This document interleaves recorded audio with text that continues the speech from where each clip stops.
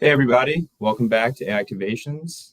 We've got a great guest with us today. This is Kahal McCarthy, Kore's very own Chief Strategy Officer.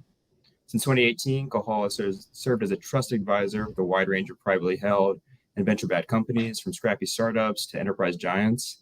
And today he's here to share some stories and some insights with us.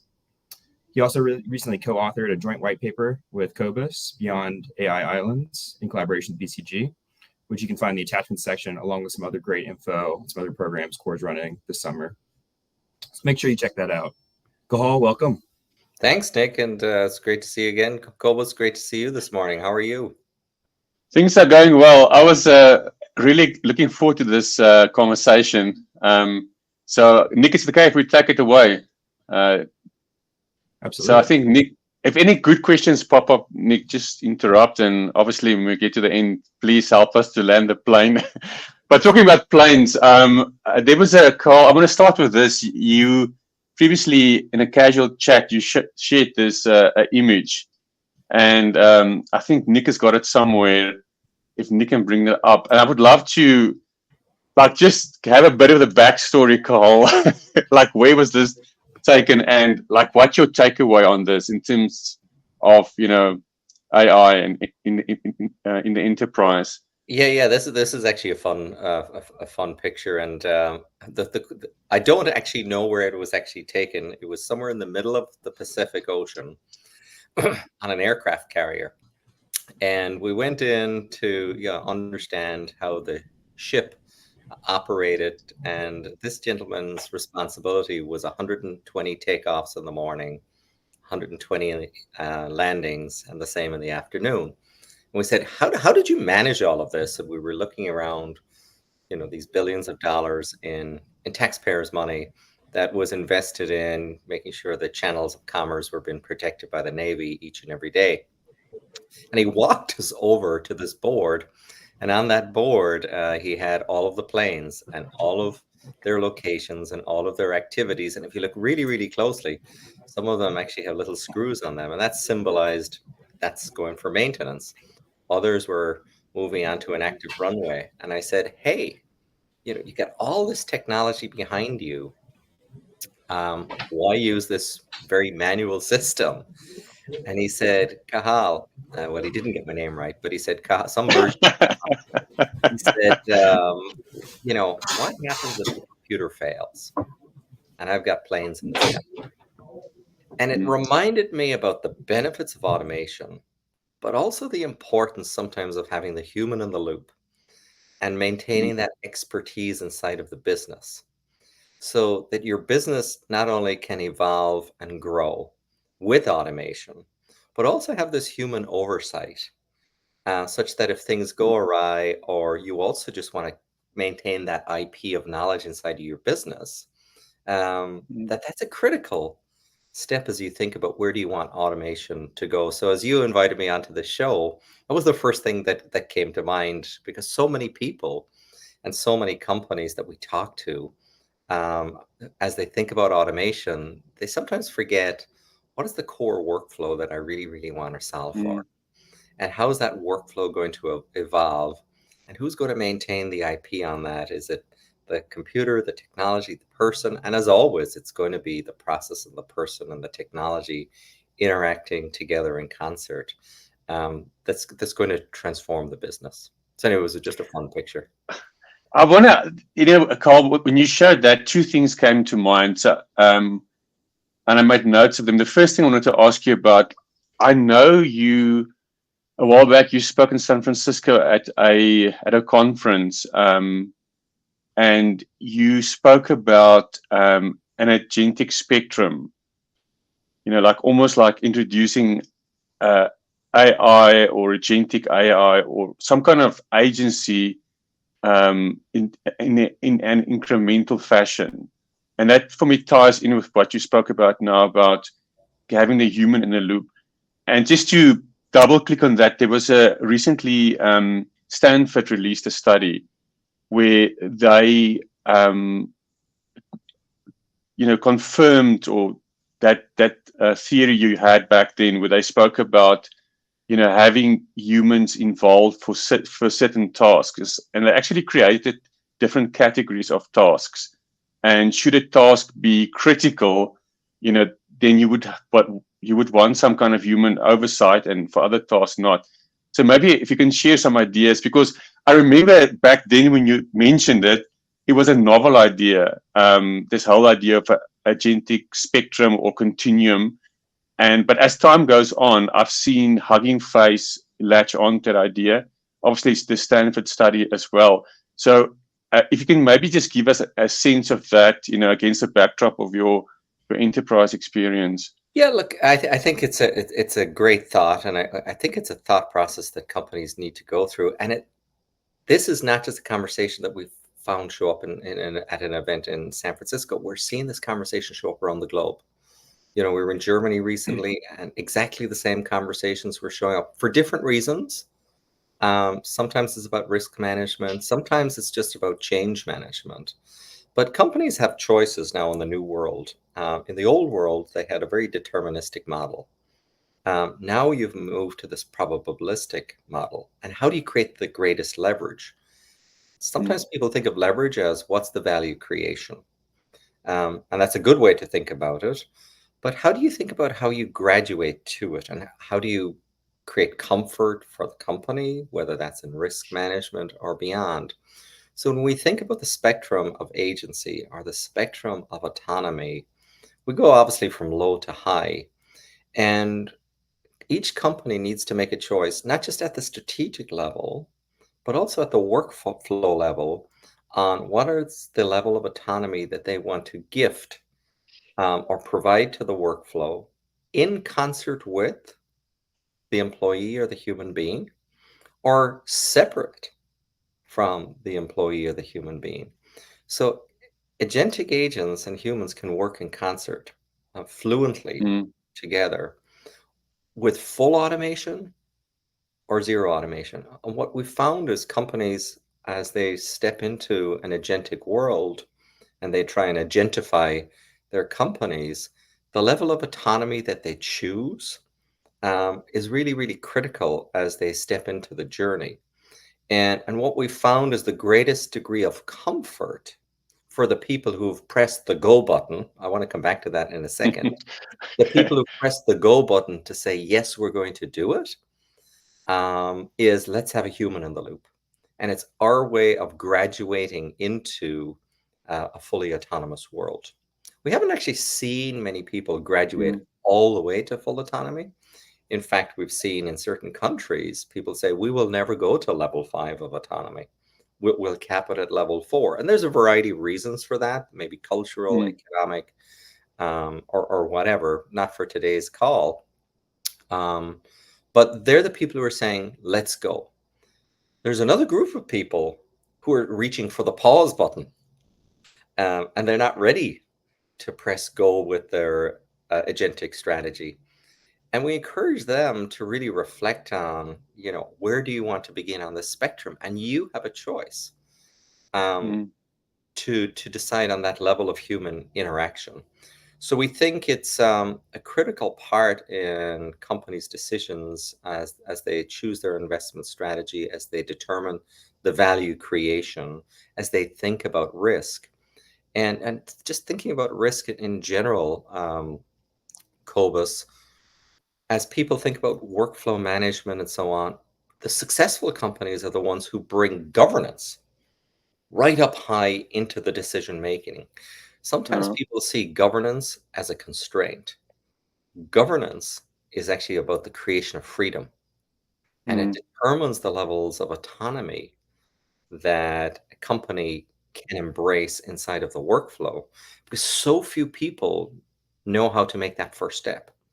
Bring the governance team right up into the decision making, decide on the levels of autonomy, and from there you've given the decision makers inside of your organization the agency and the framework on how to make decisions.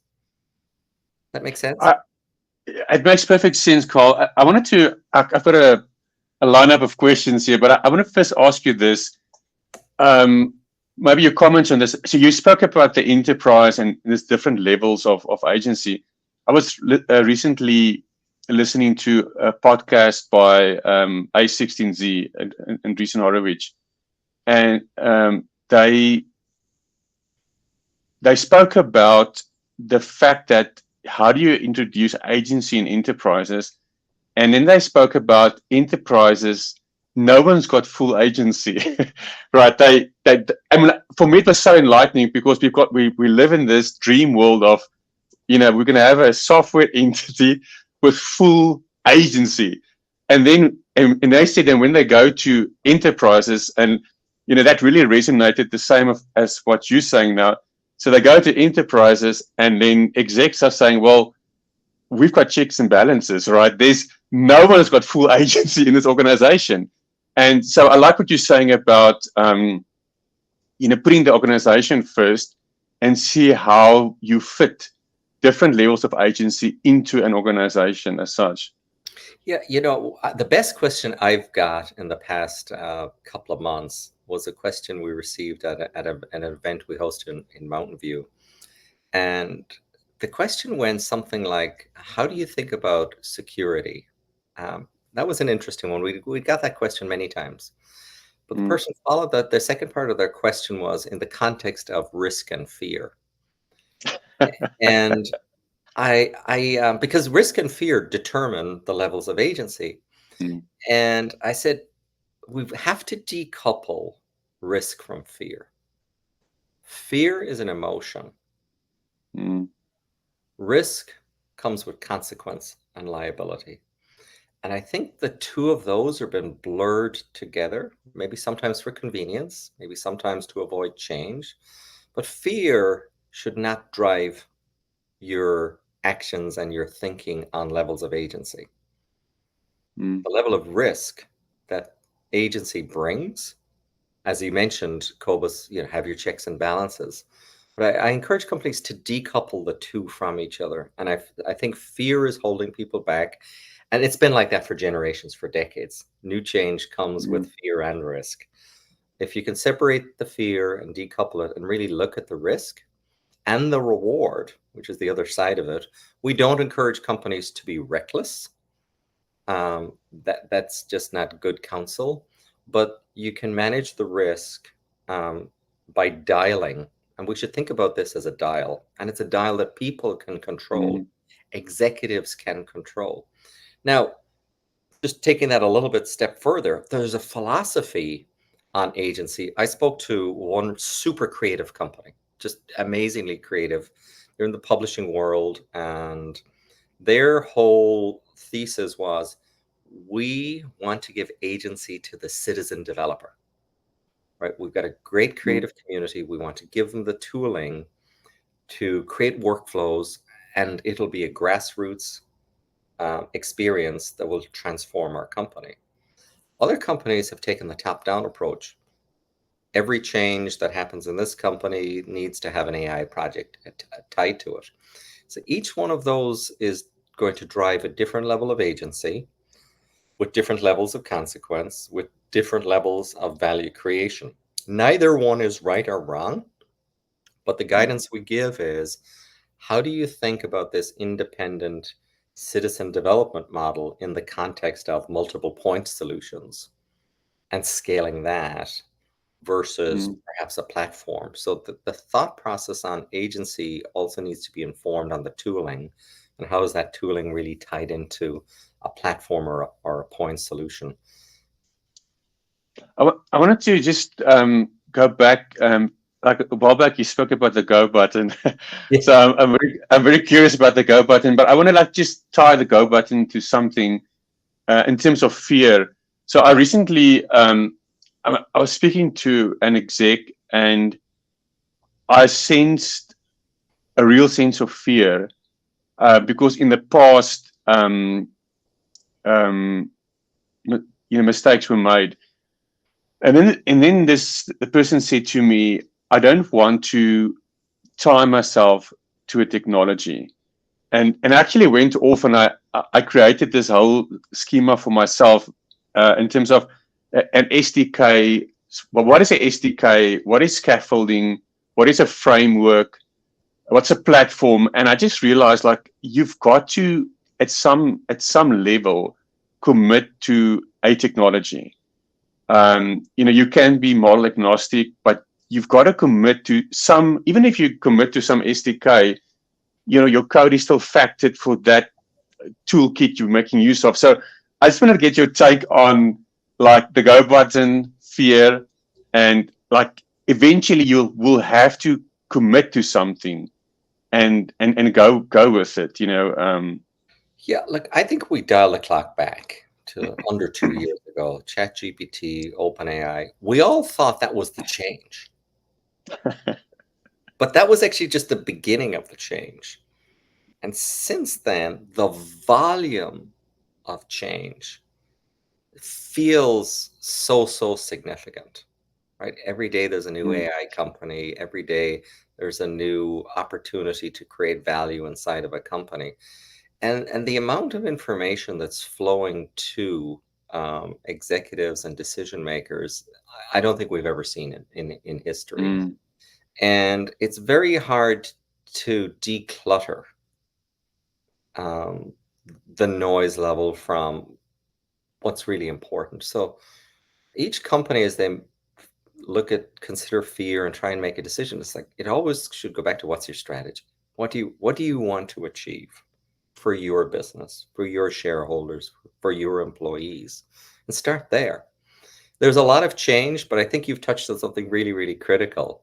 There's a lot of things that are actually quite similar. If you decide on, I want to be model agnostic, I want to have a platform, I want to operate in the cloud today, but maybe in the future, I want to exist on-prem or have a different infrastructure. I want to be able to hook into these other tools in my ecosystem. If you ask yourselves those questions, you're probably going to get the answer very quickly. And there, as I say, the pause and the go button, the value creation at Core, we're seeing it show up at scale. We're seeing it show up in your peers.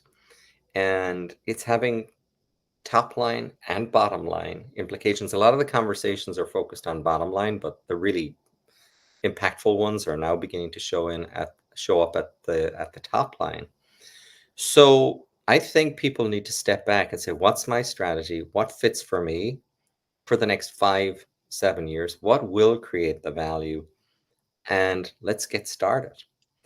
If you stay and have the battle via PowerPoint, via meetings, the value creation just won't show up. So future proofing is not a really critical decision if you're just going to debate it through presentations. So obviously smart decisions are always tied to a great strategy that is focused on creating incremental value, whatever the metric you choose. And we had another event recently. I think I shared this with you, Cobus. We had a dinner, 30 people in attendance. And we said, how many people have an AI strategy? Everybody puts their hand up. And then we said, how many people have a metric tied to their AI strategy? And less than 30% of the room put up their hand. So maybe the number's a little lower than 30%. That's how you make your decisions. That's how you think about future proofing. Is it going to impact that number? So it's less a technology, it's less a platform decision. It's back to what's your company's strategy and value creation. And there are ways to achieve it. It's interesting what you say about what lies ahead, because if one just thinks how quickly things change, and I just want to like touch on something else you mentioned, but maybe just to book in that idea. When I was watching quite a few interviews with Lisa Su, the CEO of AMD, and so just before I watched that, I mean, in a full disclosure, people said, "Well, Core is chaotic. It's chaotic." And then I watched these interviews with Lisa Su, and then Lisa Su said, "Chaotic is the new normal." I mean, AMD is up against Intel, Nvidia. I never realized she's a distant cousin of Jensen Huang, but anyway. And then she just said, like, they're running a marathon at sprint race just to roll out tech to stay relevant.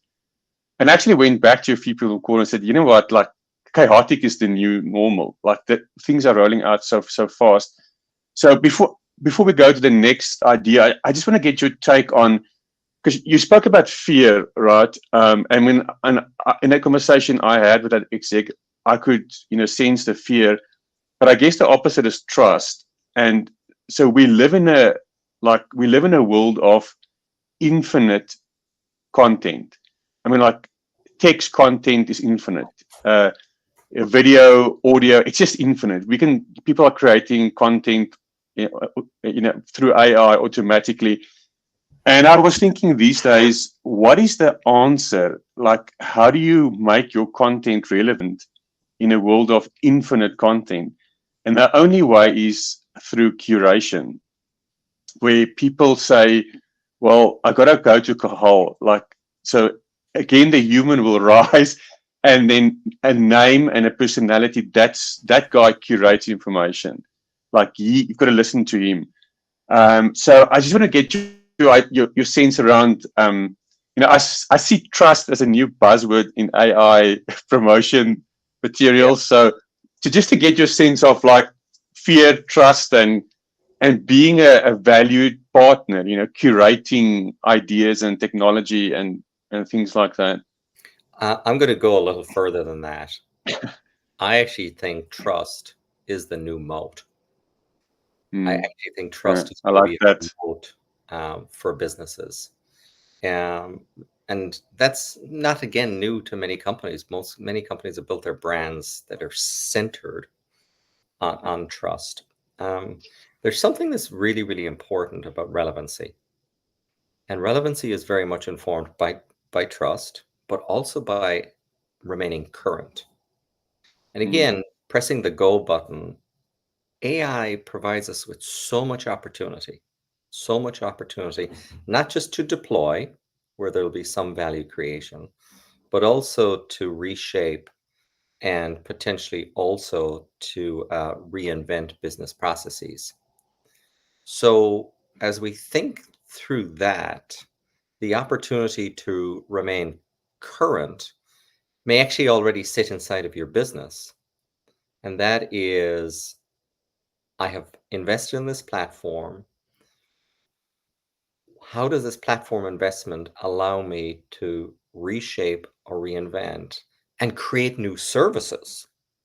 Because if we believe in the promise, AI is going to create so much value, it's going to free up a lot of operating expense. Most companies operate maybe within a few points of budget increase a year. If we believe in some of the returns of AI, which we do, imagine freeing up 10, 12, 14% of your operating budget. How could you reinvest that in a platform, in new services that you could never imagine creating, built on trust, allowing you to remain relevant, but on top of the platform that you've invested in? So I think you do need to have a curated series of informational sources, but tie them back to a simple checkbox. Am I current? Am I relevant to my customers? Am I current? Am I relevant to my shareholders? Am I current? Am I relevant to my employees? And if you think about relevancy just to employees, I spoke to a CIO recently, and he said, AI is an expected tool when new employees show up now. They expect a desk, they expect a computer, some may expect a telephone. Not sure what they would do with a telephone, but they're expecting AI tools on the desktop. So when you think of relevancy and the ability to compete for talent, we shouldn't just think about customer facing, front facing, but just the internal expectations of your employees, because we use all of these tools in our personal lives. ChatGPT, Gemini, Claude, whatever, they all sit on our phones. We use them every day to curate and type emails. So relevancy and currency exists in so many areas inside of the company, not just outward facing with others. Yeah, just to book in that, I was speaking to someone these days at a trade show, and I said to the person, "Well, our platform has been around for 10 years," and the person said, "Well, that's not possible. That's impossible." I said, "It's been," and they said, "Well, large language models has only been around for 4 years. And I said, well, but before that we had NLU models, we had NLP models, so like I went through that process and then it dawned. So, I think that's a good story to tell for us, obviously, to say, well, we've got this platform that's been around and navigated all of these things for a decade at least. Age can be a strength. And if you really want, yeah, thanks. Age can be a strength in the sense that, our company grew up on the East Coast of the US, very different to most startups. And I think there's unique advantages to that. One is we grew up in really complex environments, healthcare and financial services. Yeah. And this is where we really learned, and I'm bringing this back to trust, Cobus, here, we really learned the importance of regulation and treating customer data in the most sensitive manner, governed by laws and regulations that are really, really important to the successful running of these organizations. And what health and financial services brought to us was also scale. So when you loop it all back to relevancy and trust and confidence in making a decision, you have to really ask yourself one simple question. Can I take this from experimentation to scale? And if the answer to that is a yes, you can probably put your finger on the go button. And if the answer to that is yes, I can meet all of the free market or regulatory requirements that are required of me, then you can probably press the go button. But all of those decisions are really centered on trust, relevancy, and remaining current. Nick, I see we've got like 3 minutes left. Is there time for one more question? I really want to ask Kahal about. So, Kahal, you spoke about. So I want to like frame this question in the following way, and I think maybe this is a good way to end this conversation. You spoke about skeuomorphism in terms of UI design. So I was hoping you could give us some insight on that. But then I want to tie that to something you said previously as well. You spoke about AI that's not invisible yet, right? So that's the whole idea of there's this. So maybe you can give us an idea what is skeuomorphism. I think I'm saying it right. But also you alluded to the fact that that's living in AI today. We're trying to use our old tools just with the AI coating on it. And then you also, a third aspect to that, you spoke about the ideal or the future we'll get to where AI will be invisible. So it will be maybe like a utility like gas or electricity. It's just there powering appliances. So maybe if you can give us a sense of that whole idea.